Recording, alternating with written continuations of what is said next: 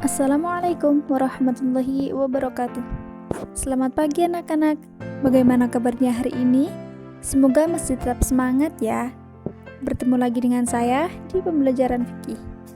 Sebelum memulai pembelajaran, alangkah lebih baiknya jika kita berdoa terlebih dahulu. Bismillahirrahmanirrahim.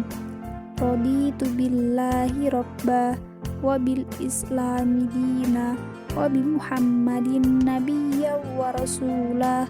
Rabbi zidni ilma warzuqni fahma. Amin ya rabbal alamin. Pada kesempatan kali ini kita akan belajar mengenai perekonomian dalam Islam. Sebelumnya saya sampaikan dulu tujuan pembelajaran dari materi kali ini. Yang pertama, siswa dapat menjelaskan tata cara pelaksanaan ekonomi Islam. Yang kedua, siswa dapat mempraktikkan cara pelaksanaan ekonomi Islam dengan benar. Yang ketiga, siswa dapat menjelaskan hikmah perekonomian Islam dengan baik. Nah, jadi dalam materi perekonomian Islam, kita akan belajar mengenai jual beli dan khiyar, kerja sama bidang pertanian, syirkah, murabahah, murahabah, dan salam. Mari kita masuk ke materi yang pertama, yaitu jual beli dan khiyar. Itu kita sudah tidak asing lagi dengan kegiatan jual beli. Bahkan kita sudah sering melakukan kegiatan tersebut. Lalu kenapa ada ilmu tentang jual beli? Nah, inilah indahnya Islam. Hal kecil seperti jual beli pun ada ilmunya. Agar apa? Agar kita ketika melakukan segala sesuatu itu terarah dan ada ilmunya, tidak asal-asalan. Mari kita mulai ke pembahasan. Yang pertama yaitu pengertian dan dasar hukum jual beli. Jual beli berasal dari bahasa Arab dari kata ba'a yabi'u bay'an yang berarti tukar menukar sesuatu dengan sesuatu. Sedangkan secara istilah, jual beli berarti transaksi tukar menukar barang atau harta yang mengakibatkan pemindahan hak milik sesuai dengan syarat dan rukun tertentu. Nah, dari pengertiannya saja kita sudah tahu jika jual beli itu memiliki syarat dan rukun tertentu. Allah Subhanahu wa taala berfirman dalam Quran surat Al-Baqarah ayat 275. Bismillahirrahmanirrahim.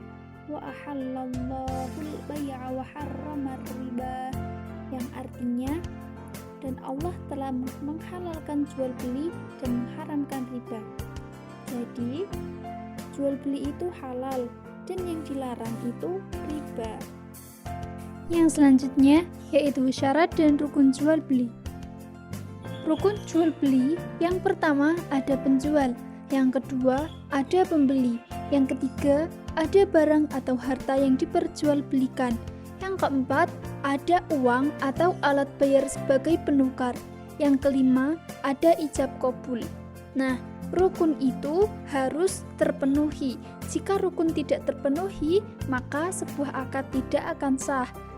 Nah, ijab qabul di sini sebagai bukti kerelaan antara kedua belah pihak. Artinya, dari pihak penjual dan pembeli tidak ada unsur keterpaksaan. Sampai di sini bisa dimengerti ya. Yang selanjutnya yaitu syarat barang yang diperjualbelikan. Yang pertama, barang itu suci. Artinya bukan barang najis. Contohnya kotoran kambing. Nah, itu kan najis. Nah, itu tidak boleh diperjualbelikan. Yang kedua, memiliki nilai manfaat. Yang ketiga, milik sendiri atau milik orang lain yang telah mewakilkan untuk menjualnya. Artinya, barang itu punya kita sendiri, atau kalau enggak ada orang lain nitip dijualkan, nah itu boleh. Bukan barang punya orang terus kita jual, itu tidak ya. Yang keempat, dapat diserah terimakan kepada pemiliknya. Yang kelima, dapat diketahui jenis, sifat, ukuran, dan kadarnya. Artinya, barang itu bisa diukur, bisa diketahui sifatnya bagaimana, kadarnya seberapa, nah itu bisa diketahui. Yang berikutnya yaitu syarat penjual dan pembeli. Jadi, baik dari pihak penjual dan pembeli itu juga harus memenuhi beberapa syarat. Yang pertama, berakal sehat. Sebuah akad tidak akan sah jika dilakukan oleh seseorang yang tidak memiliki akal sehat. Yang kedua, atas kemauan sendiri.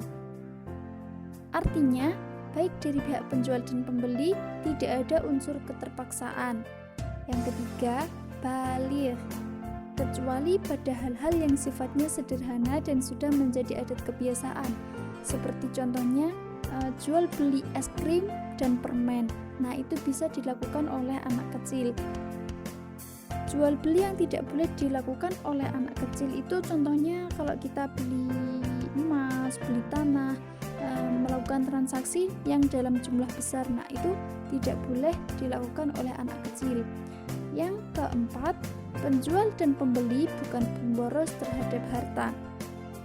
Karena seseorang yang pemborosan terhadap hartanya berada pada tanggung jawab wali. Nah, yang berikutnya yaitu jual beli yang terlarang.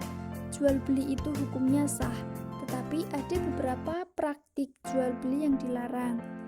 Terbagi menjadi dua. Yang pertama, sah tapi terlarang. Secara akad sah, tetapi dilarang dalam praktiknya. Contohnya, yang pertama, harganya di atas atau di bawah harga pasar. Contohnya, cabai lagi mahal.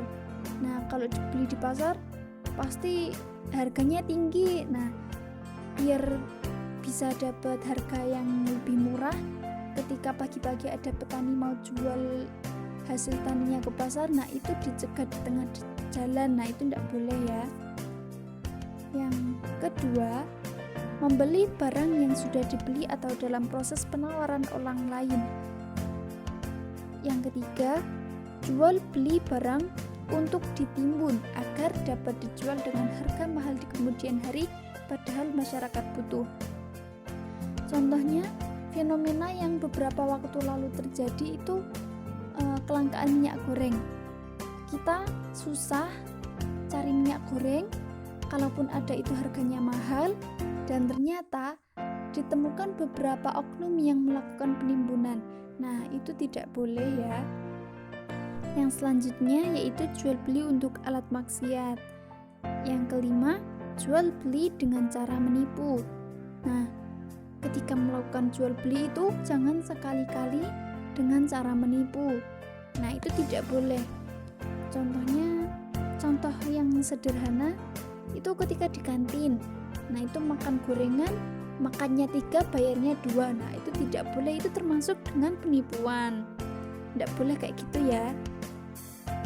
Yang selanjutnya, jual beli yang mengandung riba. Nah, seperti ayat Al-Quran tadi ya, disebutkan bahwa riba itu haram.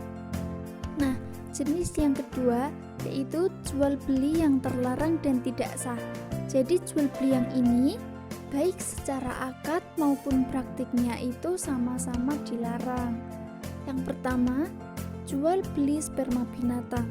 Nah, sperma binatang itu tidak untuk diperjualbelikan ya. Yang kedua, menjual anak ternak yang masih di dalam kandungan induknya. Contohnya, bapak punya sapi. Nah, sapinya lagi hamil. Nah, anak yang masih dalam kandungan itu tidak boleh dijual. Yang ketiga, menjual barang yang baru dibeli sebelum diberikan kepada pemiliknya. Dalam artian, ketika si penjual menjual barang, nah itu barangnya belum di tangan penjual. Nah, itu tidak boleh. Yang keempat, menjual buah-buahan yang belum nyata buahnya. Contohnya sekarang kan lagi musim durian ya. Durian yang masih dalam bentuk bunga itu tidak boleh dijual. Kita kan tidak tahu nasib bunganya ke depannya itu bagaimana. Apakah nanti rontok atau tetap jadi buah. Nah, pas udah jadi buah pun kita tidak tahu buah itu apakah bagus atau nanti dimakan ulat. Nah, kan kita tidak tahu. Sebelum menjadi buah itu tidak boleh dijual. Kesimpulan dari pembelajaran kali ini, Jual beli adalah sebuah transaksi tukar-menukar barang atau harta yang sesuai dengan syarat dan rukun tertentu. Ada dua jenis praktik jual beli yang dilarang, yaitu jenis yang pertama, sah tapi terlarang, yang kedua, tidak sah dan terlarang. Mengingat waktu yang tidak memungkinkan, untuk pembahasan khiyar dan seterusnya, kita lanjutkan di pertemuan depan. Dipelajari lagi materinya. Jika ada yang belum jelas, bisa ditanyakan di grup WA ya. Untuk materi bisa dicatat biar lebih mudah belajarnya. Oh iya, di pertemuan depan, sebelum melanjutkan materi, kita adakan pretest bentar mengenai jual beli.